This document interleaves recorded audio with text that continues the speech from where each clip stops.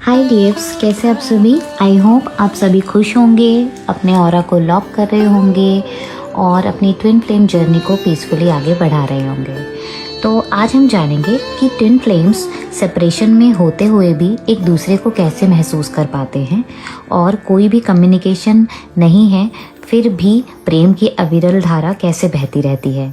तो ये सब के बारे में हम जानेंगे स्वयं महादेव और पार्वती जी से।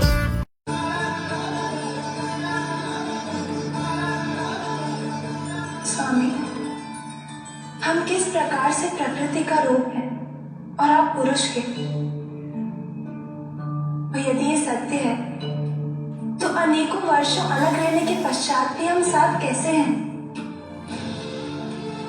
कोई संवाद ना होने के पश्चात भी कैसे प्रेम की अविरल धारा बहती है?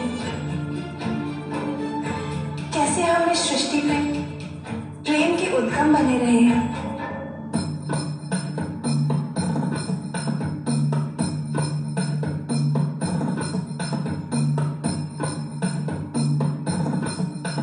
पार्वती, तुम प्रकृति हो, क्योंकि इस सृष्टि में प्रत्येक स्त्री तत्व तुम्हारा ही अंश भाग है और इस संसार में पुरुष तत्व का जन्म मुझसे ही हुआ है।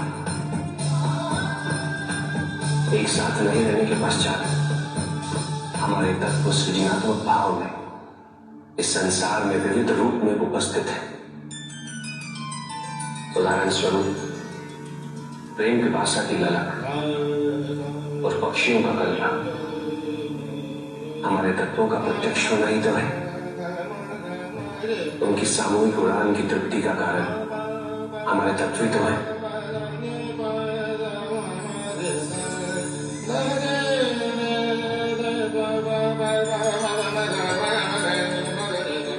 पार्वती, तुम्हारे तत्व पुष्प में निहित है और मेरे तत्व पराग के कण।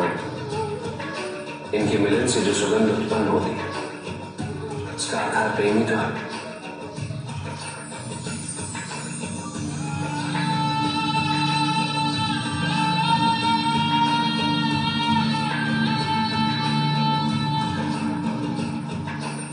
प्राकृतिक रूप में तुम धरती हो और मैं बीज।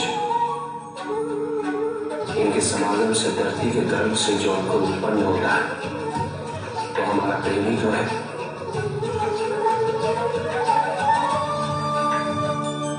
इसका तो ये अर्थ हुआ कि हम सदा एक दूसरे के पूरक रहे हैं। किसी न किसी रूप में हमारा प्रेम इस सृष्टि पर विद्यमान रहा है। हाँ पार्वती, यही पुरुष और प्रकृति का मिलन प्रेम की पराकाष्ठा है।